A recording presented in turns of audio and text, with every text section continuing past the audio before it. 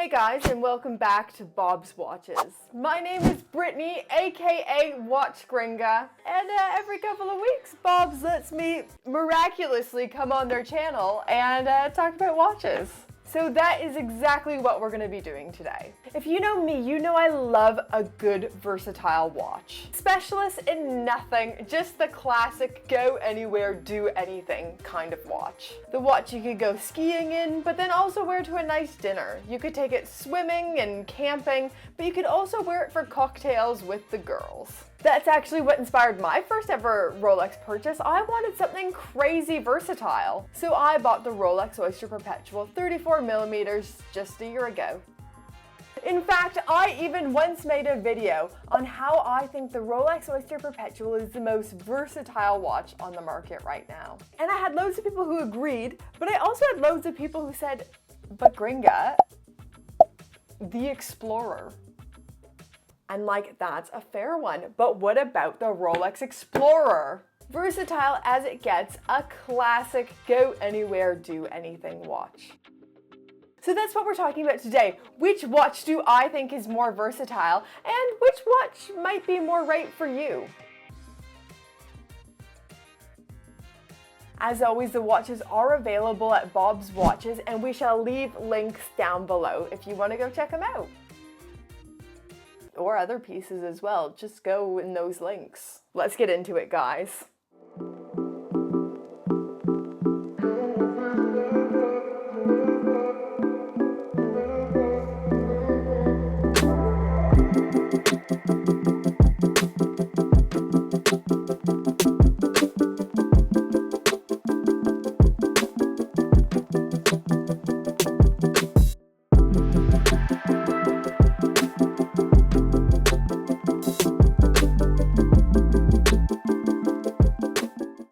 Before we get into Explorer and OP, we need to talk.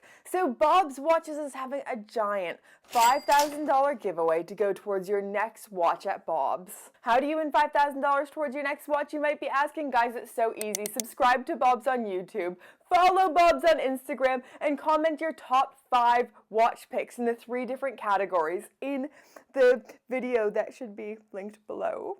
And boom, you're entered. When we reach 50,000 subscribers on YouTube and 250,000 followers on Instagram, we will announce the winner, so stay tuned. It's so easy, guys. Enter now. So today we have in the newest Rolex Explorer the 36mm, reference number 124270. And I have my own personal Rolex Oyster Perpetual 34mm, reference number 124200.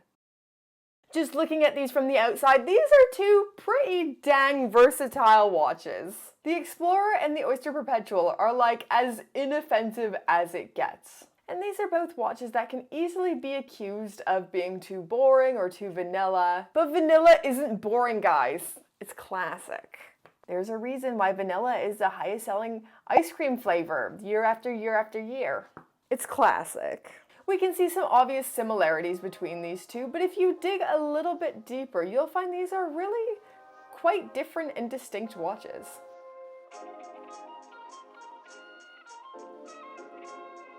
Looking at the Rolex Explorer, we have a watch with a ton of heritage, and it's very sporty, but also quite refined.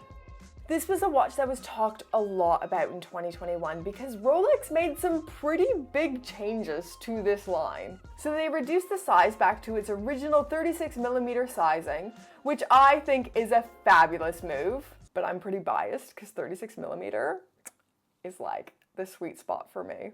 And they also released a 2-tone version of this watch, which was initially met with a lot of backlash, but I've tried it on in person, and I actually think it's kind of cool. It's a lot more subtle in real life than in the renders.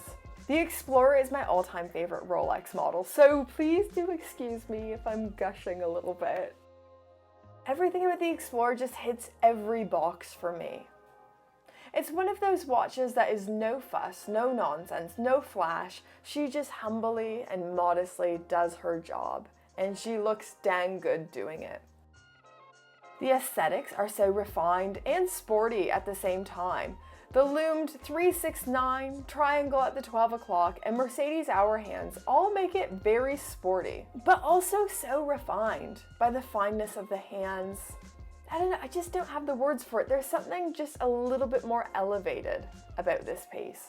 It's one of those watches that's totally appropriate to wear with a suit, but also with a pair of jeans and a t-shirt.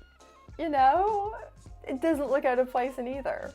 And the Explorer is a watch with a story. It has so much history behind it. So it's most notably associated with mountaineers and Everest. Although that history is a bit muddled, it is a watch that is designed for mountaineers and made to withstand the hardest of elements.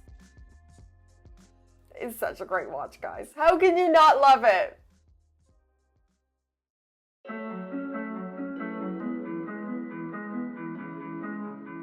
So I said the Rolex Explorer is my favorite Rolex model. So then why did I choose the Oyster Perpetual for myself? In my opinion, the Oyster Perpetual is just that little bit more versatile. And I know already so many of you are going to disagree with me, so just let me know all your thoughts, feelings, opinions in the comments down below. But I think the OP is that little bit less sporty and a little bit more of an all-rounder. And I think it's a less obvious choice when choosing a Rolex. Although the Rolex Explorer is a watch with a story, so is the Oyster Perpetual. As much as the Rolex Explorer is credited with the ascent up Everest, the Rolex that was worn to the top wasn't an Explorer.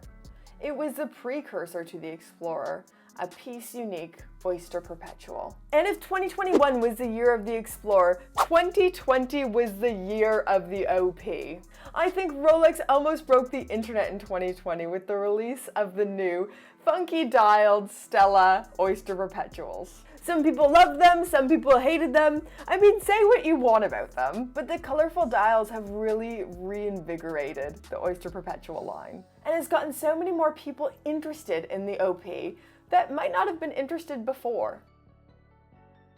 I got the black dial because I'm boring and vanilla. Nah, it was just my first Rolex, and at the time I was still building a collection of staples. And I didn't actually have a black dialed watch yet. And I just thought the black was a wee bit more subtle and understated than, say, like a coral Oyster Perpetual. No shade on the coral, I love it, but it wasn't right for me at the time. So the OP has a gorgeous sunburst dial that catches the sun just right. Mine is a 34mm, so it's loomed single batons all the way around the dial.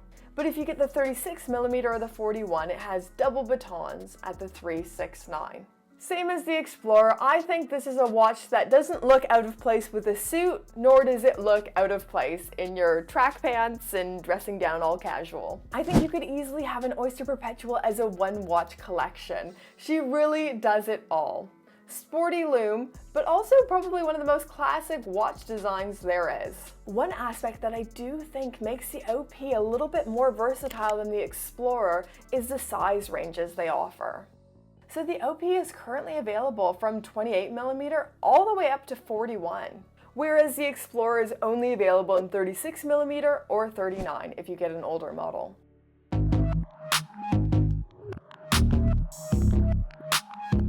For a go anywhere, do anything watch, one of the first things I always look out for is water resistance. Not because I'm a professional diver or anything.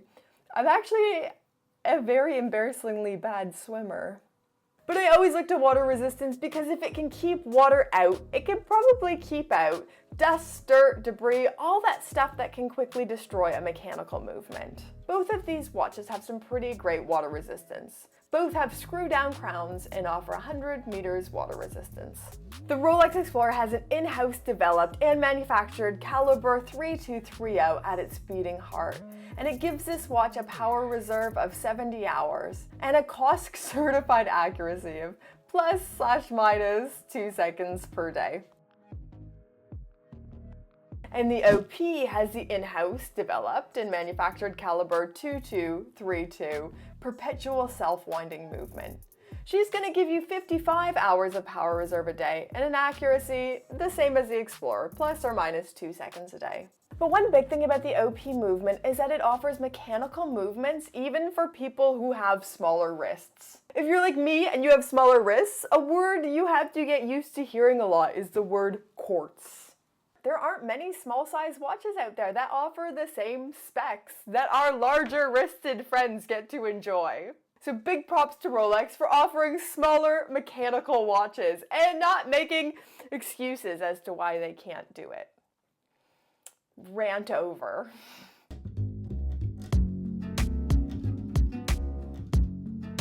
This is an area that Rolex does insanely well. They have some of the best and most comfortable watch bracelets ever. And this is one of the big reasons I find Rolex watches so dang wearable, and I keep finding myself turning back to Rolex. And can we just say how underrated watch bracelets are? Like, we get talking about the specs and all that stuff, but like, don't forget the bracelet. It's a big, big part of the watch and a part of the wearing experience. So both of these are sporting the Rolex Oyster bracelet with a heavy taper, which I love. The brushing and the finish of these two bracelets is identical because they have the same bracelet, but here is where they differ: the clasp. The Explorer clasp is the same found on all Rolex professional models, the flip clasp with the easy 5mm comfort extension link. On the OP is the folding clasp, also with the 5mm easy link. Can we just say Easy Link is the best? I feel like every high-end watch should have some kind of on-the-fly adjustment. I don't know, I've never gained weight a day in my life, nor have I ever been bloated, but I hear that happens to other people, I don't know, but it's probably a pretty nice feature to have. Man, I could talk about these watches all day long, and if you know me, you know how much I value versatile watches. I'm trying to keep my collection reasonably small, so having those go anywhere, do anything watches go a long way for me.